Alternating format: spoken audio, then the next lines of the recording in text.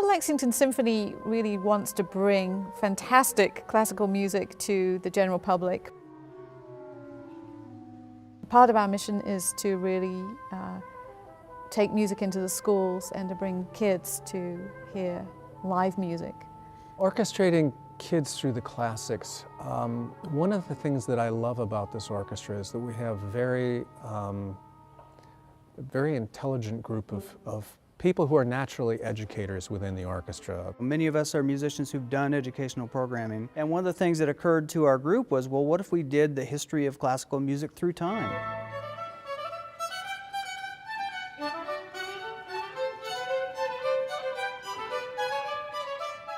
So we have this team from the orchestra, and we sat and tried to identify as a group together what are the high points in orchestral history that show the change in the color of the orchestra, illustrated by the instruments added to the orchestra.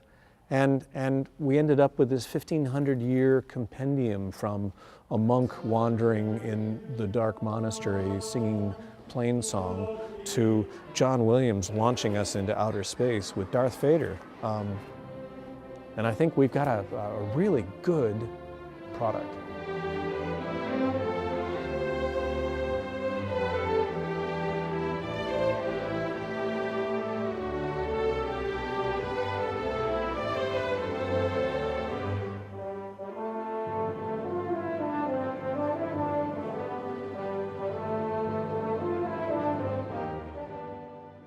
We felt it was very important before bringing the kids to Cary Hall, to the big concert, to go into the schools and prepare them for the visit.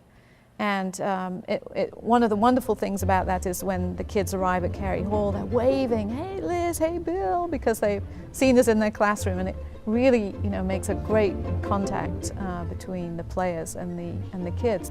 We have to find a way of putting the orchestra immediately in a context that everybody, whether you've ever been to a concert or not, relates to. These kids are a blank slate. If you mention orchestra, they're going to say, "I don't want anything to do with an orchestra. Orchestra is boring," whether they know anything about an orchestra or not. So we have to find that point of contact, and then we have to somehow excite them on the history of the orchestra so that it's fun. We make a real connection with the kids, and they get excited to come to the big concert. That first day, it was like a kid in a candy store. I was so excited, and Cary Hall was full of all these third graders, and it's just one of the highlights for me of the season is orchestrating kids. The unsaid message for me is about creativity. The fact that a child can look at sounds that they take for granted. And when you see a movie and you hear an orchestra, they take that for granted. It increases the impact of a movie, but nobody says, well, that's because there was this scary moment that came from the brass and the orchestra. This sensitizes them to something that is invisible. And it also brings back, with a soloist like Yuki Beppo, our young violin soloist, this is something they can do.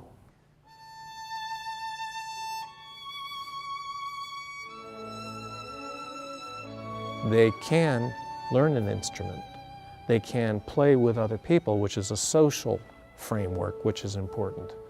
As a group, you can achieve something that you could not do by yourself. These are all subliminal messages that are mixed into the whole thing. And that it elevates an experience. It can take you someplace that you couldn't go to by yourself.